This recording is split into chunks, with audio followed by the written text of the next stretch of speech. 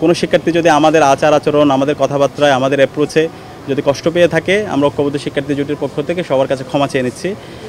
একই সাথে শিক্ষার্থীরা অনেক বেশি ক্লান্ত, কিন্তু আমরাও ক্লান্ত, কিন্তু এই ক্লান্তটা হচ্ছে উৎসবের। এই ক্লান্তিটা কখনো হচ্ছে ওই যে একটা মানসিক প্রশান্তি আছে যে আমরা শিক্ষার্থীদের কাছে যাইতে পারছি, তাদের কথাগুলো শুনতে পারছি। ক্লান্তি হলো চেহারার মধ্যে ক্লান্তির প্রতিচ্ছবি আমাদের দেখা যাচ্ছে না। আর একই সাথে আমরা ক্ষমা চেয়ে নিচ্ছি আমাদের অনাবাসিক শিক্ষার্থী, আমাদের প্রায় অর্ধেক শিক্ষার্থী অনাবাসিক। আমরা যদি তাদের প্রত্যেকের ঘরে ঘরে যেতে পারতাম, তাদের কথাগুলো শুনতে পারতাম, সবচেয়ে ভালো হতো। আমরা চেষ্টা করেছি আমাদের অনাবাসিক শিক্ষার্থী তারা যখন এখানে আমাদের 17টা বাস রুট আছে, আমরা বাসের ওইখানে গিয়ে তাদের কথাগুলো শোনার জন্য, আমাদের প্রত্যাশাগুলো তাদেরকে শোনানোর জন্য। তো অনেক শিক্ষার্থীদের কাছে আমরা সরাসরি রিচ করতে পারিনি। তো আমরা যাদের কাছে রিচ করতে পারিনি ইন পার্সন, আমরা তাদের কাছে ক্ষমা চাচ্ছি। আমরা আশা রাখছি আমাদের ঐক্যবদ্ধ যে শিক্ষার্থী জোট, সেই শিক্ষার্থী জোটের আমাদের মূল কথা হচ্ছে শিক্ষার্থীদের কথায় আমাদের কথা, শিক্ষার্থীদের ভয়েসে আমাদের ভয়েস। আমরা দেখতে পাচ্ছি বিভিন্নভাবে নির্বাচনে ভয়ভীতিকর পরিস্থিতি তৈরি করার জন্য বিভিন্ন পক্ষ চেষ্টা করছে। এলাকা থেকে বিভিন্নভাবে ফোন দিয়ে হুমকি দেওয়া হচ্ছে অথবা জোর জবরদস্তি করা হচ্ছে পরিবারকে।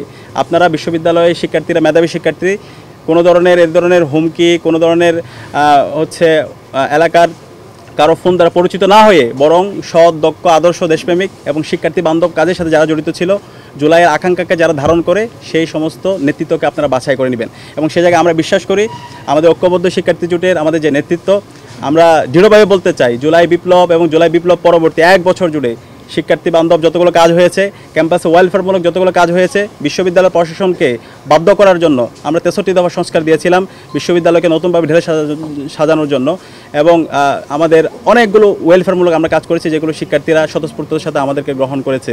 এবং একই সাথে জুলাইয়ের আকাঙ্ক্ষাকে ধারণ করে, শহীদদের আকাঙ্ক্ষাকে ধারণ করে আমরা অসংখ্য কালচারাল প্রোগ্রাম করেছি, প্রদর্শনী করেছি, শহীদ পরিবারের কাছে গিয়েছি এবং আহত পরিবারের কাছে গিয়েছি, তাদের ট্রিটমেন্টের জন্য আমরা কাজ করেছি। তো আমরা বিশ্বাস করি শিক্ষার্থীরা গত 1 বছর জুড়ে জুলাইয়ের আকাঙ্ক্ষাকে যারা ধারণ করেছে এবং শিক্ষার্থী বান্ধব এবং ছাত্র বান্ধব যারা কাজ করেছে, যারা তাদের সততার পরিচয় দিয়েছে, তাদের দক্ষতার পরিচয় দিয়েছে এবং তাদের নেতৃত্বের যারা পরিচয় দিয়েছে, তাদেরকে বেছে নেবে। এবং এই জায়গায় ঐক্যবদ্ধ শিক্ষার্থী জোট তাদের কথা এবং কাজের মাধ্যমে তারা সেটা প্রমাণ করেছে।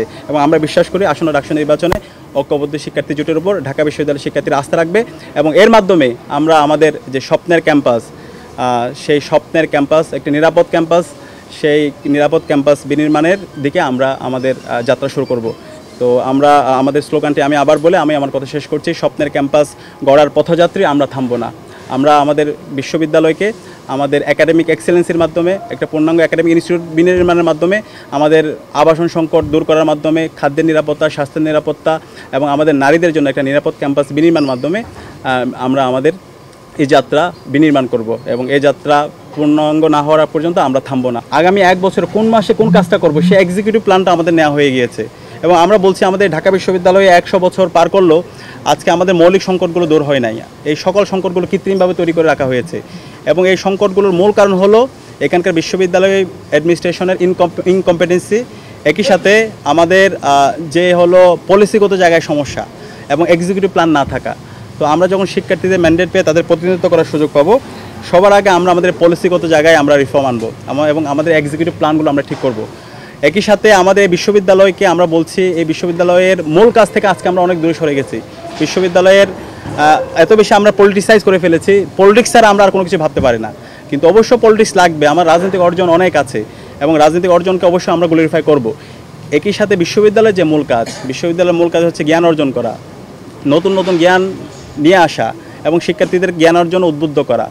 সেই ধরনের একটা একাডেমিক যদি এনভায়রনমেন্ট আমি যদি এনশিওর করতে না পারি, তাহলে আমরা বর্তমান বিশ্বে থেকে অনেক দূরে সরে যাব। সুতরাং বিশ্বের সাথে যদি আমি তাল মিলাতে চাই, সারা বিশ্বে যদি আমরা নেতৃত্ব দিতে চাই, অবশ্যই আমাদেরকে একাডেমিক্যালি অনেক বেশি সাউন্ড হতে হবে এবং আমাদের ঢাকা বিশ্ববিদ্যালয়কে একটা পূর্ণাঙ্গ একাডেমিক ইনস্টিটিউট হিসেবে গড়ে তুলতে হবে। এবং সেই একাডেমিক ইনস্টিটিউট হিসেবে গড়ে তোলার জন্য আমরা ইতিমধ্যে আমাদের প্রস্তাবনা দিয়েছি। আমরা বলেছি আমাদের এখানকার শিক্ষক যে নিয়োগ প্রক্রিয়া আছে, সেই নিয়োগ প্রক্রিয়াটাকে পরিবর্তন করতে হবে, এখানে মেরিটোরিয়াসের ভিত্তিতে নিয়োগ হতে হবে। এবং শিক্ষকদের যে প্রমোশন, সেই প্রমোশনটা অবশ্যই আমাদের শিক্ষকদের একাডেমিক এক্সেলেন্সির মাধ্যমে, তাদের গবেষণার ভিত্তিতে সেটা প্রমোশনগুলো হতে হবে। এবং একই সাথে শিক্ষার্থীদের যে হচ্ছে মূল্যায়ন, আমাদের এই বিশ্ববিদ্যালয়ে আমরা শিক্ষকদেরকে মূল্যায়ন করতে পারি না। আমরা বলছি আমাদের এই যে হচ্ছে আমরা শিক্ষার্থীদের ম্যান্ডেট পেয়ে যখন তাদের প্রতিনিধিত্ব করার সুযোগ পাবো, আমরা শিক্ষক মূল্যায়ন পদ্ধতি চালু করব, যেখানে শিক্ষকদের আমরা মূল্যায়ন করতে পারবো এবং এই মূল্যায়নের মাধ্যমে শিক্ষকদের প্রমোশনে এটা একটা গুরুত্বপূর্ণ উপাদান হিসেবে কাজ করবে। একই সাথে আমাদের বিশ্ববিদ্যালয়ে যদি দেখি, বিশ্ববিদ্যালয়ের গবেষণায় সবচেয়ে বাজে অবস্থা। সেই গবেষণা বাজেট বাড়ানো, আমাদের যে লাইব্রেরি অবস্থা, আমাদের অনেকগুলো লাইব্রেরি আছে, সেন্ট্রাল লাইব্রেরি, ই লাইব্রেরি খুবই জীর্ণ অবস্থায়, ই লাইব্রেরি দীর্ঘদিন ধরে বন্ধ অবস্থায় আছে। এই লাইব্রেরি ফ্যাসিলিটিস বাড়ানো, একই সাথে আমাদের যে আবাসন সংকট, সে আবাসন সংকট, খাদ্যের নিরাপত্তা, অনিরাপত্তা, স্বাস্থ্যের অনিরাপত্তা এবং সবচেয়ে দুর্ভাগ্যের বিষয় আমাদের বোনদের জন্য অনিরাপদ ক্যাম্পাস। তো সেই জায়গায় আমরা বলছি আমাদের বোনদের জন্য, আমাদের নারীদের জন্য নিরাপদ ক্যাম্পাস গড়ার আগ পর্যন্ত আমরা থামবো না।